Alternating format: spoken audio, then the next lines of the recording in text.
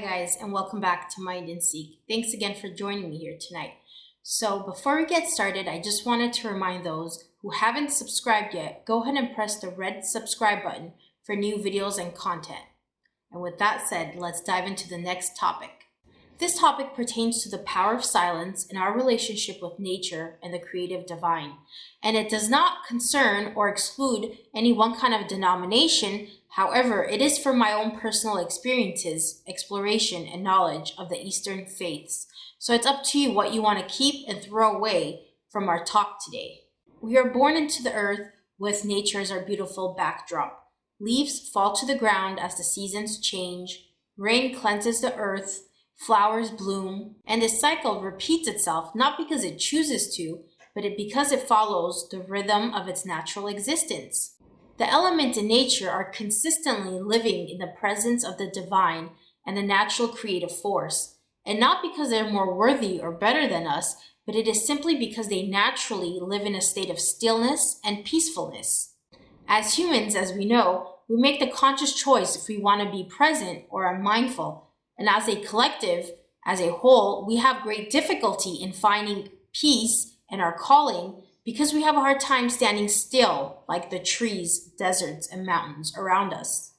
As we grow out of infancy, we move further away from our calling and the divine, and we are filled with constant noise.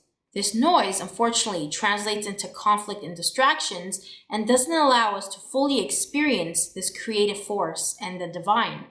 And it's not so much a matter of not experiencing the divine, but we are unable to stand still enough to recognize that this presence is constantly surrounding us. As we grow up, we get a sense of entitlement and take for granted being alive. We forget that every moment here on earth is a gift, not a guaranteed experience. Making the effort to show gratitude by being present in the moment can bring us closer to understanding our purpose and relationship with a creative force and divine. And it doesn't always mean we have to go out of our way and verbally pray to that higher power or divine. On the contrary, the strongest message we could send to the divine is silence. Because that force is so sacred, words are simply too limiting. Words are for the condition to use as a tool for communication. However, when you want to go to that next level and communicate with that divine force, silence can be a transformative tool to get to that stage. This transformation can start off by us not brushing off all the little things we were blissfully born into. For example, our bodies, food, animals, the elements in nature, the sky, the wind, water, and so forth. The moment we don't take things for granted and see how precious everything around us really is and become focused and present, that is when the creative force and the divine makes itself more known and apparent to us. The more we become alert and see the purposefulness of everything around us, the more we get closer to our own purpose in this world. Like I have mentioned in my previous talk, nature and humanity are not to be separated. So when we treat it separately, that is when we start living in a state of oblivion. Anytime we feel lost, burdened, lonely, disconnected, all we really have to do is pause, look around us, take the moment in, and be grateful that we are simply alive. And we always have to keep in mind that nature is always on our side and always has our best interest. And as the saying goes, anytime we hit rock bottom, the only place we could go is up.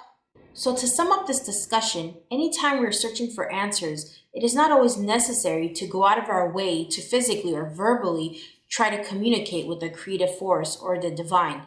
Instead, what we have to realize is the answers have always been there with us, all around us. All we have to do is learn how to be patient and tap into our awareness. And the lesson being here, to always keep in mind that the divine and the creative force are always ready and open for us, and that we have the infinite within and without.